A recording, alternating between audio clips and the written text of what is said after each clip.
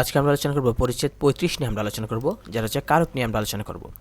মূলত ক্রিয়ার সঙ্গে বাক্যের যে বিশেষ্য এবং সর্বনামের যে সম্পর্ক তাকে বলে কারক বলা হয়। তাহলে পরীক্ষা আসতে পারে যে বাক্যের ক্রিয়ার সঙ্গে বাক্যের বিশেষ্য এবং সর্বনামের যে সম্পর্ক তাকে কি বলে, আমরা বলবো কারক। এখানে বিশেষ্য কি? বিশেষ্য হচ্ছে নাউন, আর সর্বনাম কি? সর্বনাম হচ্ছে কি? প্রনাউন। আর ক্রিয়া মানে কি? বার্ব। তাহলে বার্বের সাথে যে নাউন আর প্রনাউনের যে সম্পর্ক, এই সম্পর্কটাকে বলা হয় কারক বলা হয়। তাহলে কারক কাকে বলে? বার্বের সাথে যে ক্রিয়া, ক্রিয়া মানে কি? বার্ব। এই বার্বের সাথে যে নাউন অথবা যে প্রোনাউন, এদের যে সম্পর্ক তাকে বলা হয় কারক বলে। পরীক্ষা আসতে পারে যে ক্রিয়ার সাথে বিশেষ্য এবং সর্বনামের যে সম্পর্ক তাকে কি বলে, আমরা বলবো কারক বলে। কারক সম্পর্কে বোঝার জন্য আমাদেরকে বিশেষ্য এবং সর্বনামের সঙ্গে বিভক্তি এবং অনুসর্গ যেটা আছে সেটাকে যুক্ত করতে হয় কি, বা যুক্ত হয়ে থাকে। কারক সম্পর্কে বোঝাতে আমরা বিশেষ্য আর সর্বনাম যেটা নাউন প্রণয়ের সাথে আমরা কি করব? বিভক্তি আর অনুসর্গ আমরা যুক্ত করব। বিভক্তি কি? অলরেডি আমরা বিভক্তি নিয়ে অধ্যায়ে আলোচনা করে ফেলেছি, সেই ভিডিওটা দেখেন। অনুসর্গ কি? অলরেডি আমরা আলোচনা করেছি, সেই ভিডিওটা দেখেন। কারক হচ্ছে আপনার 6 প্রকার। তো পরীক্ষা আসতে পারে যে কারক কত প্রকার, আমরা বলবো 6 প্রকার। কোনগুলো? একটা হচ্ছে কর্তা কারক, একটা হচ্ছে কর্মকারক, একটা হচ্ছে করণ, একটা হচ্ছে অপাদান, একটা হচ্ছে অধিকরণ, আর একটা হচ্ছে সম্বন্ধ কারক বলা হয়। সম্বন্ধ কারক। কর্তা কারক কাকে বলে? ক্রিয়া যার দ্বারা সম্পাদিত হয় তাকে বলে কর্তাকারক। অর্থাৎ যে ব্যক্তি বার্ব কাজ করেন তাকে বলে হয় কর্তাকারক। অর্থাৎ বার্ব যে সাবজেক্টকে ফলো করে সেটা বলে কর্তাকারক। সহজ ভাষায় আমরা যদি বলি কর্তাকারক কাকে বলে, সাবজেক্ট যেটা সেটা হচ্ছে কর্তাকারক। ক্রিয়া যার দ্বারা সম্পাদিত হয় তাকে বলে কর্তাকারক, অথবা বাক্যের কর্তা বা উদ্দেশ্য হইল কর্তাকারক। সহজ ভাষা হচ্ছে যে সাবজেক্ট আছে, এই সাবজেক্টই হচ্ছে আপনার কর্তাকারক। সাবজেক্টকে কি বলতেছে? যে কর্তাকারক বলতেছে। যেমন দেখেন, আমরা নদীর ঘাটে থেকে রিক্সা নিয়েছিলাম। কি বলছিলাম? আমরা নদীর ঘাট থেকে রিক্সা নিয়েছিলাম। খেয়াল করে দেখেন যে আমরা নিচে কিন্তু টান দেওয়া আছে, শূন্যস্থানে কিন্তু আমরা নিচে। তাহলে প্রশ্ন করেন, কারা নদীর ঘাট থেকে রিক্সা নিয়েছিল? উত্তর হচ্ছে আমরা। একেবারে দেখেন, অনেকগুলো বন্য হাতি বাগান নষ্ট করে দিল। প্রশ্ন করেন, কারা বাগান নষ্ট করে দিল? উত্তর হচ্ছে অনেকগুলো বন্য হাতি।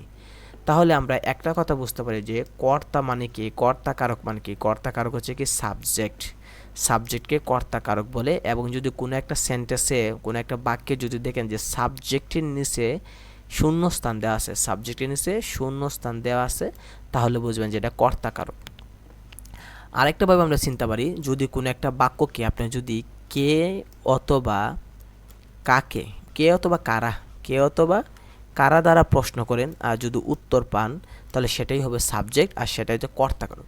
প্রশ্ন করেন, যেমন আমরা নদীর ঘাট থেকে রিক্সা নিয়েছিলাম। প্রশ্ন করেন, কারা নদীর ঘাট থেকে রিক্সা নিয়েছিলাম? উত্তর হচ্ছে আমরা। তাহলে কারা দ্বারা বা কে দ্বারা যদি প্রশ্ন করে উত্তর পাই, সেটাই হচ্ছে কর্তা। ঠিক আছে? অর্থাৎ কারকের মধ্যে দেখবেন সবসময় শূন্য নিচে টান দেওয়া থাকবে, নিচে কি আন্ডারলাইন দেওয়া থাকবে। বলবে যে এই যে আমরা, এটা কোন কারক। তা আমরা যে কোন কারক এটা যদি আমরা জানতে চাই, তাহলে এই বাক্যটাকে প্রশ্ন করেন কে অথবা কারা দ্বারা। যেমন, কারা নদীর ঘাট থেকে রিক্সা নিয়েছিল? উত্তর আমরা। অথবা প্রশ্ন করেন, কারা বাগান নষ্ট করেছিল? উত্তর হচ্ছে বন্য হাতি, অনেকগুলো বন্য হাতি। তাহলে একটা বাক্যকে যদি কে বা কারা দ্বারা প্রশ্ন করলে যদি উত্তর পাই, আর এই উত্তরটা যদি ওই যে আন্ডারলাইন দেওয়া এটা হয়, তাহলে বুঝবেন যে এটা হচ্ছে কর্তাকারক। তারপর আসেন কর্মকারক। কর্ম মানে হচ্ছে অবজেক্ট, যাকে আশ্রয় করে কর্তা ক্রিয়া সম্পাদন করে তাকে বলে কর্মকারক। পরীক্ষা আসতে পারে যাকে আশ্রয় করে কর্তা কাজ করে তাকে কি বলে, আমরা বলবো কর্মকারক। এখানে আমরা জানি কর্ম কিন্তু দুই ধরনের, এটা আমরা সর্বনাম অধ্যায়ে আমরা আলোচনা করেছি। সর্বনাম পরিচ্ছেদে আমরা আলোচনা করছি কর্তা হচ্ছে কি, কর্ম হচ্ছে দুই ধরনের, একটা হচ্ছে মুখ্য কর্ম আর একটা হচ্ছে গৌণ কর্ম। মনে রাখতে হবে, কর্ম যদি অবজেক্ট যদি বস্তু হয় তাহলে সেটা হচ্ছে মুখ্য। অবজেক্ট যদি বস্তু হয় তাহলে সেটা মুখ্য, আর অবজেক্ট যদি ব্যক্তি হয় সেটা হচ্ছে গৌণ। কি বললাম? যে অবজেক্ট মানে কর্ম। কর্ম দুই ধরনের, একটা হচ্ছে বস্তুবাচক, একটা হচ্ছে ব্যক্তিবাচক। বস্তু হলে মুখ্য বলবো, আর আর ব্যক্তি কর্ম যদি হয়, মানুষের নাম যদি হয় কর্ম, তাহলে গৌণ বলবো। তাহলে সাধারণত মুখ্য কর্ম কারকে বিভক্তি হয় না, তাহলে এটাও আসতে পারে পরীক্ষায় যে মুখ্য কর্ম কি হয় না, বিভক্তি হয় না। তবে গৌণ কর্ম কারকে কে বিভক্তি লাগে, গৌণ কর্মে কি লাগে, কে বিভক্তি লাগে। তাহলে পরীক্ষায় এটাও আসতে পারে যে কোন কোন কর্ম কারকে বিভক্তি হয় না, সেটা বলবো মুখ্য কর্মকারক। অথবা পরীক্ষা আসতে পারে যে কোন কর্মকারকে কে বিভক্তি লাগে, উত্তর বলবো গৌণ কর্ম। অথবা আসতে পারে গৌণ কর্মকারকে কোন বিভক্তি লাগে, আমরা বলবো কে বিভক্তি লাগে। তাহলে কর্ম মানে কি অবজেক্ট, অবজেক্ট হচ্ছে দুই ধরনের, একটা হচ্ছে ব্যক্তিবাচক, একটা হচ্ছে বস্তুবাচক। ব্যক্তিকে বলা হয় গৌণ আর বস্তুকে বলা হয় মুখ্য বলা হয়। আর মুখ্য যেটা বস্তু, যেটা বস্তুর সাথে কোনো বিভক্তি লাগে না, কিন্তু ব্যক্তির সাথে কে বিভক্তি লাগে, ব্যক্তির সাথে কে বিভক্তি। যেমন দেখেন, সে রোজ সকালে 1 প্লেট ভাত খায়। দেখেন 1 প্লেট ভাতের নিচে টান দেওয়া আছে, তাহলে প্রশ্ন করেন কর্মকারককে কি দ্বারা প্রশ্ন করবেন। দেখেন কি অথবা কাকে, কি অথবা কাকে, এটা দ্বারা প্রশ্ন করবেন। ব্যক্তি হলে কাকে আর বস্তু হলে কি দ্বারা প্রশ্ন করবেন। দেখেন 1 প্লেট ভাত, যেহেতু এটা বস্তু তাই আমরা বলবো কি দ্বারা প্রশ্ন করব। সে রোজ সকালে কি খায়, উত্তর হবে 1 প্লেট ভাত।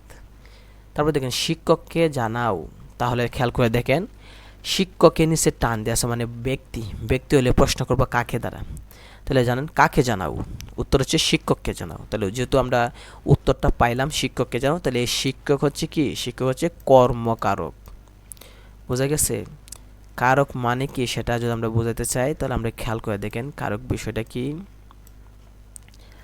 আমরা বলতেছি যে কারক মানে কি, কারক হচ্ছে দেখবেন একটা বাক্যর মধ্যে নিচে টান দেওয়া থাকবে, আন্ডারলাইন দেওয়া থাকবে। প্রশ্ন করবে এই আন্ডারলাইন যে দেওয়া আছে, টান যে দেওয়া আছে, এই টান দেওয়া শব্দটা এটা কোন কারক। তখন আমরা বুঝবো কিভাবে, আমরা যদি যে টান দেওয়া থাকবে, যেটা আন্ডারলাইন থাকবে, যে বাক্যটা দেওয়া থাকবো, যেমন দেখেন কর্তা কারকে কখনো কখনো এ বিভক্তি হয়। যেমন দেখেন পাগলে কি না বলে, ছাগলে কি না খায়। প্রশ্ন করেন কে কি না বলে বা কে কি না খায়, তাহলে বলবো কে কি না বলে, পাগলে কি না বলে। কে কি খায়, কে কি না খায় সেটা বলবো ছাগলে। তাহলে অনেক সময় কি কর্তা কারকে এ বিভক্তিও যুক্ত হয়, পরীক্ষা আসতে পারে নিচে কোনটা কর্তা কারকে এ বিভক্তি যুক্ত হয়েছে, তাহলে আমরা বলবো পাগলে কিনা বলে অথবা ছাগলে কিনা খায়। কর্তা কারক চিনার উপায় কি, একটা বাক্যকে যদি আমরা কে বা কারা দ্বারা প্রশ্ন করি আর যদি উত্তরটা আমরা পাই, আর এই উত্তরটা যদি আন্ডারলাইন দেওয়া, যে ও যে শূন্যস্থান দেওয়া যেটা, এটা যদি হয় তাহলে আমরা বলবো সেটাই। তাহলে কি বলতেছি, একটা বাক্যকে আমরা যদি কে বা কারা দ্বারা প্রশ্ন করি আর যদি উত্তরটা আমরা পাই তাহলে সেটা হবে কর্তাকারক। আর কর্মকারক কি বলতেছে, যে কর্মকারক হচ্ছে দুই ধরনের, একটা হচ্ছে মুখ্য কর্ম, একটা হচ্ছে গৌণ কর্ম। মুখ্য কর্ম কাকে বলে, বস্তু যদি হয় কর্ম সেটা বলে মুখ্য, আর ব্যক্তিবাচক মানে মানুষ সংক্রান্ত যদি কর্ম হয় সেটা হচ্ছে গৌণ কর্ম। আবার বলতেছে যে ব্যক্তি কর্ম যেটা, এটার সাথে কে বিভক্তি লাগে, ব্যক্তির সাথে ব্যক্তিবাচক যদি কর্ম হয় তাহলে কে, যেমন দেখেন শিক্ষক, এর সাথে কে লাগছে, অসহায় মানুষ, তাই অসহায়ের সাথে কে বিভক্তি লাগছে। ব্যক্তিবাচক হইলে কে বিভক্তি লাগবে, আর বস্তু হইলে কোনো বিভক্তি লাগবে না। যেমন দেখেন 1 প্লেট ভাত, এটা আমাদের কোনো বিভক্তি লাগে নাই, 1 প্লেট ভাত, ভাতে বলি নাই, ভাত কে বলি নাই, যে 1 প্লেট ভাত কে এরকম বলি নাই, কোনো বিভক্তি লাগে নাই। তাহলে কর্তা চেনার উপায় হচ্ছে কি, বাক্যটাকে যদি কে বা কারা দ্বারা প্রশ্ন করি। কর্ম চেনার উপায় কি, বাক্যটাকে যদি আমরা কি অথবা কাকে দ্বারা প্রশ্ন করি।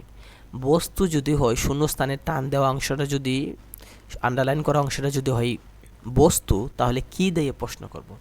আর ব্যক্তি হলে কাকে দ্বারা প্রশ্ন করব। যেমন দেখেন অসহায়কে সাহায্য করো, তাহলে অসহায় কেন, মানুষ না, তাহলে আমরা কি দিয়ে নাকি কাকে দিয়ে প্রশ্ন করব, কাকে দিয়ে। তাহলে প্রশ্ন করেন কাকে সাহায্য করো, উত্তর হচ্ছে অসহায়কে। তাহলে এই অসহায় হয়েছে কর্মকারক। ঠিক আছে, এইভাবে আমাদেরকে শিখতে হবে। তারপর দেখেন রুকেয়া সাখাওয়াত হোসেন সমাজের নানা রকম অন্ধতা, গোঁড়ামি এবং কুসংস্কারকে তীব্র ভাষায় সমালোচনা করে গেছেন। প্রশ্ন করেন রুকেয়া সাখাওয়াত হোসেন সমাজের কি তীব্র ভাষায় সমালোচনা করে গেছেন। সেটা হচ্ছে মানে অন্ধতা, গোঁড়ামি, কুসংস্কার, কারণ এগুলো তো বস্তু। তারপর বলতেছে যে কাব্য ভাষায় কর্মকারকে রে বিভক্তি হয়, অর্থাৎ কবিতার মধ্যে, কাব্য ভাষা মানে কি, কবিতার ভাষা, কবিতার ভাষার মধ্যে রে অন্তস্থ র একা রে বিভক্তি লাগে। যেমন দেখেন আমারে তুমি করিবে ত্রাণ, এ নহে মোর প্রার্থনা। উপরে আমরা বলছিলাম যে ব্যক্তি হলে কে বিভক্তি লাগে, ব্যক্তি হলে কে বিভক্তি লাগে, যেমন শিক্ষক কে, অসহায় কে। আর এটা হচ্ছে নর্মাল কথা। বলছে যে কবিতার ভাষায়, কাব্য ভাষায়, কবিতা ভাষায় আমাকে না বলে বলতেছে আমারে। তাহলে কবিতার মধ্যে আমার রে থাকতে পারে, রে থাকলেও আমরা বলবো যে এটা কর্ম কারকই বলবো। ঠিক আছে, কারণ আপনি যদি প্রশ্ন করেন যে এখানে দেয়া আছে আমারে তুমি করিবে ত্রাণ এ নহে মোর প্রার্থনা, প্রশ্ন করেন কাকে তুমি করিবে ত্রাণ এ নহে মোর প্রার্থনা, আমারে, তাহলে উত্তর তো পাইছি, তাই আমারে হচ্ছে কর্মকারক। এবার আসুন করণ কারক। করণ কারক মানে কি, যার দ্বারা বা যে উপায়ে কর্তা কোনো কাজ করে থাকেন সেটা বলে করণ কারক। যে জিনিস বা যে যন্ত্র দ্বারা আপনি কাজটা করেন, যেমন আমরা কলম দ্বারা লিখি, তাহলে আমার লেখা কাজটা কি দিয়ে হইতেছে, কলম দিয়ে। আমি লাঙ্গল দিয়ে জমি চাষ করি, তাহলে জমি চাষটা কোন যন্ত্র দ্বারা, কোন উপকরণ দ্বারা আমার হইতেছে, সেটা হচ্ছে লাঙ্গল দিয়ে, ঠিক না? আমি গরু দিয়ে জমি চাষ করি, তাহলে জমি চাষ করার আমার উপকরণ বা হাতিয়ার বা যন্ত্রটা কি, সেটা হচ্ছে কি গরু। ওই যে সাবজেক্ট যখন কোনো কাজ করে, যে যন্ত্র দ্বারা, যে মেশিন দ্বারা, যে বস্তু দ্বারা কাজটা করে, ওইটাকে বলে, যে উপাদান দ্বারা করে, ওইটাকে বলা হয় করণ কারক। তাহলে যার দ্বারা বা যে উপায়ে কর্তা কোনো কাজ করে থাকেন বা ক্রিয়া সম্পাদন করেন তাকে বলে করণ কারক। এই কারকে সাধারণত দ্বারা থাকবে, অথবা দিয়ে থাকবে, অথবা কর্তৃক থাকবে। তাহলে কোনো একটা সেন্টেন্সে যদি আপনি দেখেন, কোনো একটা বাক্যে যদি দেখেন যে দ্বারা আছে, অথবা দিয়ে আছে, অথবা কর্তৃক আছে, তাহলে বুঝে নেবেন এটা করণ। যেমন দেখেন ভেড়া দিয়ে চাষ করা সম্ভব নয়, চাষিরা ধারালো কাস্তে দিয়ে, এই যে দিয়ে আছে তার মানে কি, সেটা করণ। এরপরে দেখেন অপাদান। অপাদান মানে কি, যে কারকে ক্রিয়ার উৎস নির্দেশ করা হয় তাকে অপাদান বলে। ক্রিয়ার উৎস মানে কি, মানে উৎস মানে কি, মানে কোথায় থেকে এটা সৃষ্টি হয়েছে বা আসছে সেটা বলতেছে। অর্থাৎ যে কারকে ক্রিয়ার উৎস নির্দেশ করে, অর্থাৎ বার্বের উৎস মানে কোথায় থেকে সেটা সৃষ্টি হয়েছে সেটা নির্দেশ করে, সেটাকে বলা হয় উপাদান করে। মানে কোন একটা কাজ কোথা থেকে আসছে, বা কোন একটা উপাদান কোন জায়গা থেকে হয়েছে। সহজ কথা বললে মনে করেন গলার একটা নেকলেস, এটা কই থেকে আসছে, স্বর্ণ থেকে আসছে, তাহলে ওইটাকে বলতেছে অপাদান কারক। আমরা বলতে পারি যে আমরা ভাত খাই, ভাত কোথা থেকে আসছে, ধান থেকে, চাল থেকে। ধান কোথায় থেকে আসছে, জমি থেকে। এই যে কোথায় থেকে আসছে ওইটাকে বলা হয় উৎস, মানে ভাণ্ডার। তাহলে এখানে দেখেন এই কারকে আমরা চিনব কীভাবে, দেখবেন হতে অথবা থেকে, এই দুইটা কথা পাবেন। হতে বা থেকে যদি কোনো একটা বাক্যে দেখেন তাহলে এইটা হবে অপাদান কারক। যেমন দেখেন জমি থেকে ফসল পাই, তাহলে ফসলের উৎসটা কোথায়, জমি। কোন জায়গা থেকে ফসলটা পাইতেছে, জমি থেকে, এটি উৎস। কাপটা উঁচু টেবিল থেকে পরে ভেঙে গেল, তাহলে কোথায় থেকে পরে ভেঙে গেল, কাপটা উঁচু টেবিল থেকে। এই হতে বা থেকে, এই যে হতে থেকে বা হতে, এই থেকে বা হতে পাইলে আপনি বলবেন কি, থেকে বা হতে পাইলেই আপনি বলবেন যে সেটা হচ্ছে অপাদান কারক। তারপর দেখেন অধিকরণ কারক দেয়া আছে। কোনো একটা কারকে যদি স্থান মানে জায়গা উল্লেখ থাকে, কাল মানে সময় উল্লেখ থাকে, বিষয় মানে সাবজেক্ট কোনো একটা বিষয় উল্লেখ থাকে, অথবা ভাব থাকে, তাহলে সেটা হচ্ছে অধিকরণ কারক। এই কারকে দেখবেন এ থাকবে, মানে এ অথবা একার, অন্তস্থ অ থাকবে, নাহলে অন্তস্থ অ একার, অথবা ত একার, এই কথাগুলো থাকবে। অর্থাৎ কোনো একটা বাক্যে যদি একার দেখেন, মানে এ মানে একার, বা অন্তস্থ অ বা অন্তস্থ অ একার বা ত একার দিয়ে দেখেন, তাহলে বলবেন যে এটা হচ্ছে অধিকরণ। যেমন দেখেন বাবা বাড়িতে আছেন, তাহলে এটা কিন্তু জায়গা উল্লেখ করতেছে, বাবা কোথায় আছেন, বাড়িতে আছেন। বিকাল 5টায় অফিস ছুটি হবে, তাহলে এই যে 5টায় মাঝে অন্তস্থ অ আছে, এটা সময় বুঝাইতেছে। রাজীব বাংলা ব্যাকরণে ভালো, তাহলে এটা কি বিষয় বুঝাইতেছে, যে কোন বিষয়ে সে ভালো। তাহলে বাড়িতে আছেন, বাড়ি মানে জায়গা, 5টা মানে সময়, ব্যাকরণ মানে সাবজেক্ট, এরকম হলে অধিকরণ কারক। এরপর দেখেন সম্বন্ধ কারক দেয়া আছে। যে কারকে বিশেষ্য ও সর্বনামের সঙ্গে বিশেষ্য ও সর্বনামের সম্পর্ক নির্দেশ করে। অর্থাৎ কোনো একটা কারকে বিশেষ্য ও সর্বনামের সাথে বিশেষ্য সর্বনামেরই সম্পর্ক আছে। এই কারকে ক্রিয়ার সঙ্গে সম্পর্ক পরোক্ষ। তাহলে আমরা বিষয়টা একটু বুঝি। বিশেষ্য বা সর্বনাম মানে কি? বিশেষ্য আর সর্বনাম মানে কি? Noun pronoun. বিশেষ্য মানে কি? নাউন, সর্বনাম মানে প্রনাউন। অর্থাৎ কোনো একটা মানে সেন্টেন্সে কোনো একটা বাক্যে যদি নাউনের সাথে নাউনের সম্পর্ক থাকে অথবা প্রনাউনের সাথে প্রনাউনের সম্পর্ক থাকে তাহলে সেটা বলা হয় সম্বন্ধ পদ। অর্থাৎ নাউনের সাথে নাউনেরই সম্পর্ক, সর্বনামের সাথে সর্বনামের সম্পর্ক বা প্রনাউনের সাথে প্রনাউনের সম্পর্ক থাকে সেটা হচ্ছে সম্বন্ধ পদ বা সম্বন্ধ কারক বলা হয় এটাকে। আর ওইটা আমাদের ক্রিয়া, যেটা বার্বের কোনো সম্পর্ক নেই, বার্ব হচ্ছে আলাদা, বার্বের সাথে কোনো কাজ নাই। আর এই কারকে অন্তঃস্থ র, এর, অন্তঃস্থ একার, এর, কার অথবা কের এগুলো যুক্ত থাকে। যেমন দেখেন ফুলের গন্ধে ঘুম আসে না, তাহলে দেখেন ফুলের গন্ধের সাথে মানে ঘুম আসার কোনো সম্পর্ক নাই, ঠিক আছে? ফুলের সাথে গন্ধের সম্পর্ক। আমার জামার বোতামগুলো একটু অন্যরকম, জামার বোতাম অন্যরকম, এটা নিয়ে কোনো সম্পর্ক নাই। তখনকার দিনে পায়ে হেঁটে চলতে হতো মাইলের পর মাইল, তাহলে মাইলের পর মাইল যে আমরা চলতাম এটার সাথে তখনকার কোনো সম্পর্ক নাই, ঠিক আছে? আরও চিনার উপায় দেখেন, ফুলের সাথে এর আছে, জামার সাথে কি আছে? এর আছে, জামার সাথে আর আছে, জামার। এবার তখনকার, তখনের সাথে কার আছে, কার, এই যে কার, তখন যুগ কার। আমার জামার অন্তঃস্থ র, জামার সাথে অন্তঃস্থ র লাগছে। আর ফুলের, ফুল যুগ এর, ফুলের। তাহলে এই যে এর কথাটা আছে, ফুলের অন্তঃস্থ র জামার মধ্যে, আর তখনকার, তখনের সাথে এই যে কার, এইগুলো। তাহলে বলতেছে কি যে নাউনের সাথে নাউনের সম্পর্ক, প্রনাউনের সাথে প্রনাউনের সম্পর্ক, বার্বের সাথে সম্পর্ক নেই। ফুলের গন্ধের সাথে ঘুমের কোনো সম্পর্ক নাই, জামার সাথে অন্য রকমের সম্পর্ক নাই, তখনকার সাথে হেঁটে যাওয়া মানে বার্বের সাথে সম্পর্ক। আমরা বলতেছি বার্বের কথা বলতেছি, ঘুমের সম্পর্ক নাই, এখানে তো বার্ব তো তেমন নাই।